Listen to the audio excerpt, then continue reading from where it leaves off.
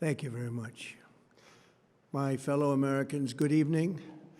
Let me begin by congratulating the team at NASA and our brave astronauts on the successful launch of Artemis II. It was quite something. It will be traveling further than any manned rocket has ever flown and will very substantially pass the moon, go around it, and come back home from a distance that has never been done before. It's amazing. They are on the way, and God bless them. These are brave people. We want to God bless those 4 unbelievable astronauts. As we speak this evening, it's been just 1 month since the United States military began Operation Epic Fury, targeting the world's #1 state sponsor of terror, Iran. In these past 4 weeks, our armed forces have delivered swift, decisive, overwhelming victories on the battlefield, victories like few people have ever seen before. Tonight, Iran's Navy is gone. Their Air Force is in ruins.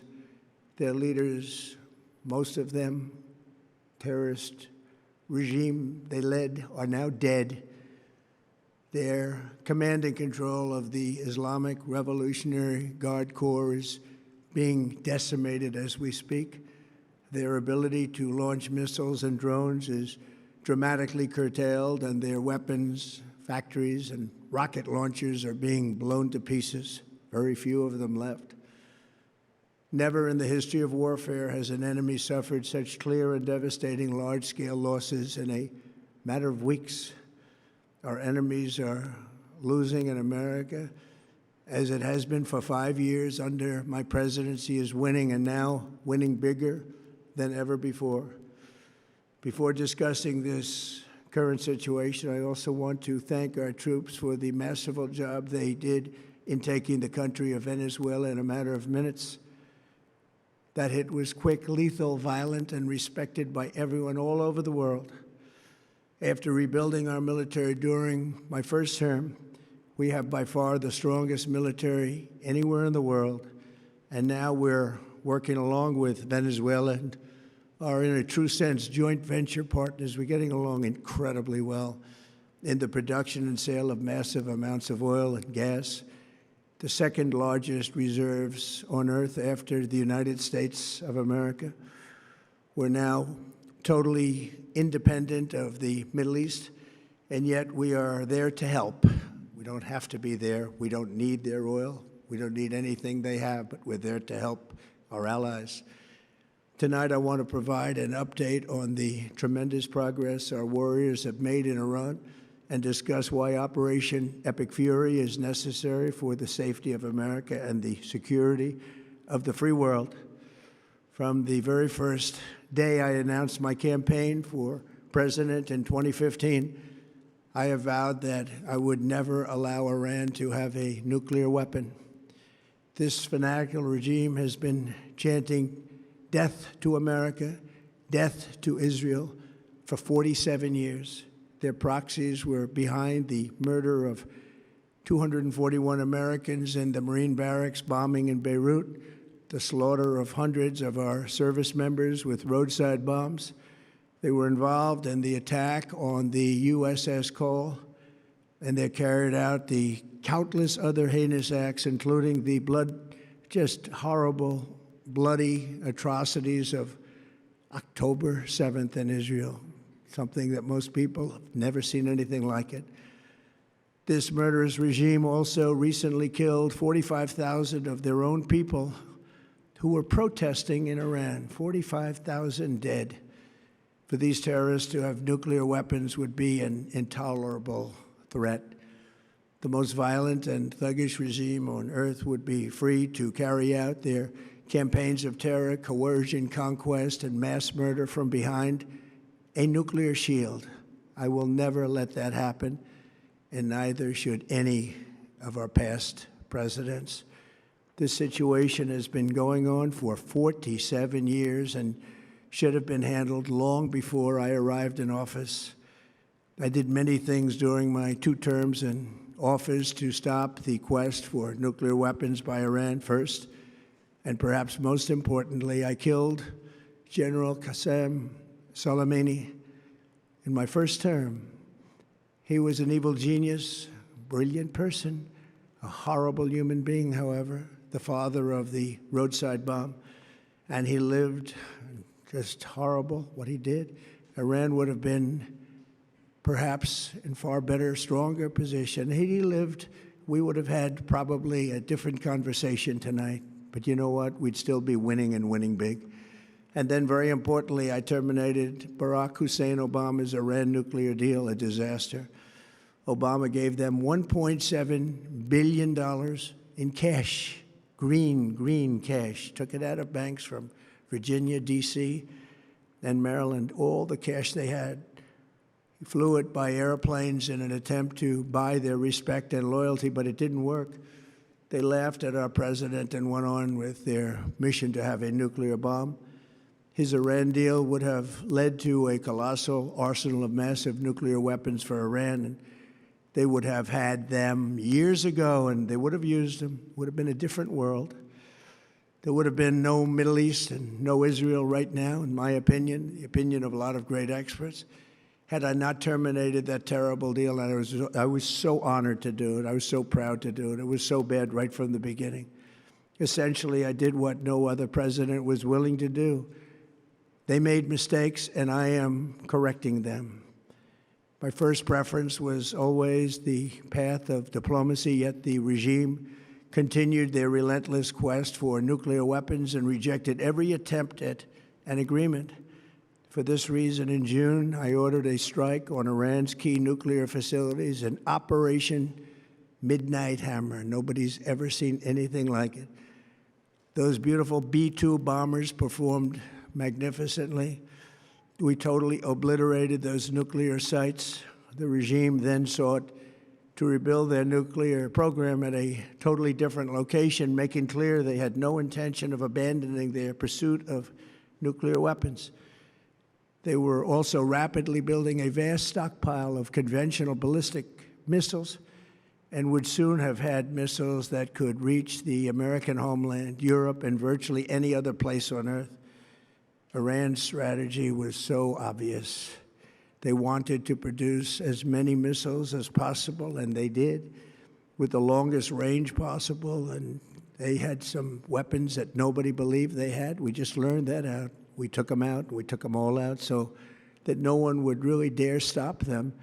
And their race for a nuclear bomb, a nuclear weapon like nobody's ever seen before. They were right at the doorstep. For years, everyone has said that Iran cannot have nuclear weapons. But in the end, those are just words if you're not willing to take action when the time comes.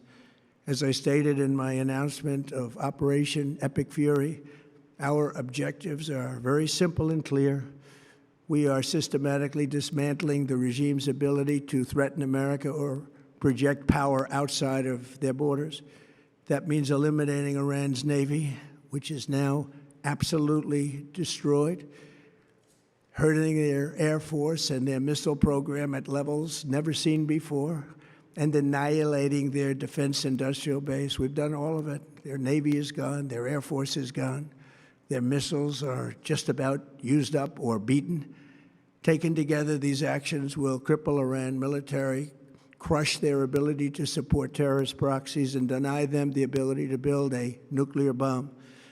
Our armed forces have been extraordinary. There's never been anything like it militarily. Everyone is talking about it, and tonight I'm pleased to say that these core strategic objectives are nearing completion.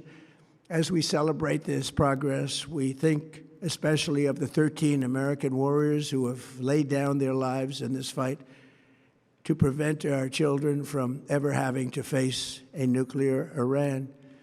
Twice this past month, I have traveled to Dover Air Force Base, and it's been something. I wanted to be with those heroes as they return to American soil, and I was with them and their families, their parents, their wives, their husbands. We salute them, and now we must honor them by completing the mission for which they gave their lives. And every single one of the people, their loved ones said, "Please, sir, please finish the job, every one of them. And we are going to finish the job, and we're going to finish it very fast. We're getting very close. I want to thank our allies in the Middle East, Israel, Saudi Arabia, Qatar, the UAE, Kuwait, and Bahrain. They've been great, and we will not let them get hurt or fail in any way, shape, or form. Many Americans have been concerned to see the recent rise in gasoline prices here at home. This short-term increase has been entirely the result of the Iranian regime launching deranged terror attacks against commercial oil tankers in neighboring countries that have nothing to do with the conflict. This is yet more proof that Iran can never be trusted with nuclear weapons. They will use them, and they will use them quickly. It would lead to decades of extortion, economic pain, and instability worse than we can ever imagine. The United States has never been better prepared economically to confront this threat. You all know that. We built the strongest economy in history. We're going through it right now, the strongest in history. In 1 year, we've taken a dead and crippled country. I hate to say that, but we were a dead and crippled country after the last administration and made it the hottest country anywhere in the world by far, with no inflation, record-setting investments coming into the United States, over $18 trillion, and the highest stock market ever, with 53 all-time record highs in just 1 year. It all positioned us to get rid of a cancer that has long simmered. It's known as the nuclear Iran, and they didn't know what was coming. They've never imagined it. Remember, because of our Drill Baby Drill program, America has plenty of gas. We have so much gas. Under my leadership, we are #1 producer of oil and gas on the planet, without even discussing the millions of barrels that we're getting from Venezuela. Because of the Trump administration's policies, we produce more oil and gas than Saudi Arabia and Russia combined. Think of that, Saudi Arabia and Russia combined. And that number will soon be substantially higher than that. There's no country like us anywhere in the world, and we're in great shape for the future. The United States imports almost no oil through the Hormuz Strait and won't be taking any in the future. We don't need it. We haven't needed it, and we don't need it. We've beaten and completely decimated Iran. They are decimated, both militarily and economically and in every other way. And the countries of the world that do receive oil through the Hormuz Strait must take care of that passage. They must cherish it. They must grab it and cherish it. They can do it easily.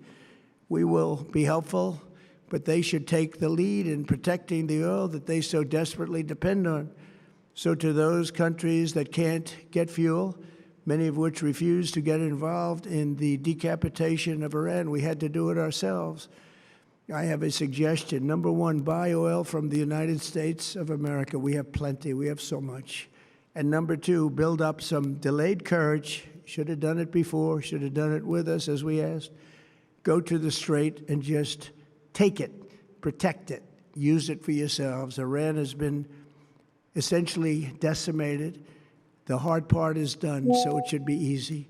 And in any event, when this conflict is over, the Strait will open up naturally. It'll just open up naturally. They're going to want to be able to sell oil because that's all they have to try and rebuild. It will resume the flowing, and the gas prices will rapidly come back down. Stock prices will rapidly go back up. They haven't come down very much, frankly. They came down a little bit, but they've had some very good days over the last couple of days. We've done actually much better than I thought, but we had to take that little journey to Iran to get rid of this horrible threat. With our historic tax cuts, where people are just now talking about receiving larger refunds than they ever thought possible, they are getting so much more money than they thought. That's from the great, big, beautiful bill. Our economy is strong and improving by the day, and it will soon be roaring back like never before. It will top the levels that it was a month ago. I've made clear from the beginning of Operation Epic Fury that we will continue until our objectives are fully achieved. Thanks to the progress we've made, I can say tonight that we are on track to complete all of America's military objectives shortly, very shortly. We're going to hit them extremely hard over the next 2 to 3 weeks. We're going to bring them back to the Stone Ages where they belong. In the meantime, discussions are ongoing. Regime change was not our goal. We never said regime change, but regime change has occurred because of all of their original leaders' death. They're all dead. The new group is less radical and much more reasonable. Yet if during this period of time no deal is made, we have our eyes on key targets. If there is no deal, we are going to hit each and every one of their electric generating plants very hard and probably simultaneously. We have not hit their oil, even though that's the easiest target of all, because it would not give them even a small chance of survival or rebuilding. But we could hit it, and it would be gone, and there's not a thing they could do about it. They have no anti-aircraft equipment. Their radar is 100% annihilated. We are unstoppable as a military force. The nuclear sites that we obliterated with the B-2 bombers have been hit so hard that it would take months to get near the nuclear dust, and we have it under intense satellite surveillance and control. If we see them make a move, even a move for it, we'll hit them with missiles very hard again. We have all the cards, they have none. It's very important that we keep this conflict in perspective. American involvement in World War I lasted 1 year, 7 months, and 5 days. World War II lasted for 3 years, 8 months, and 25 days. The Korean War lasted for 3 years, 1 month, and 2 days. The Vietnam War lasted for 19 years, 5 months, and 29 days. Iraq went on for 8 years, 8 months, and 28 days. We are in this military operation so powerful, so brilliant, against one of the most powerful countries for 32 days. And the country has been eviscerated and essentially is really no longer a threat. They were the bully of the Middle East, but they're the bully no longer. This is a true investment in your children and your grandchildren's future. The whole world is watching, and they can't leave the power, strength, and brilliance. They just can't believe what they're seeing. They leave it to your imagination, but they can't believe what they're seeing, the brilliance of the United States military. Tonight, every American can look forward to a day when we are finally free from the wickedness of Iranian aggression and the specter of nuclear blackmail. Because of the actions we have taken, we are on the cusp of ending Iran's sinister threat to America and the world. And I'll tell you, the world is watching. And when we do, when it's all over, the United States will be safer, stronger, more prosperous, and greater than it has ever been before. May God bless the men and women of the United States Armed Forces, and may God bless the United States of America. Thank you very much, and good night.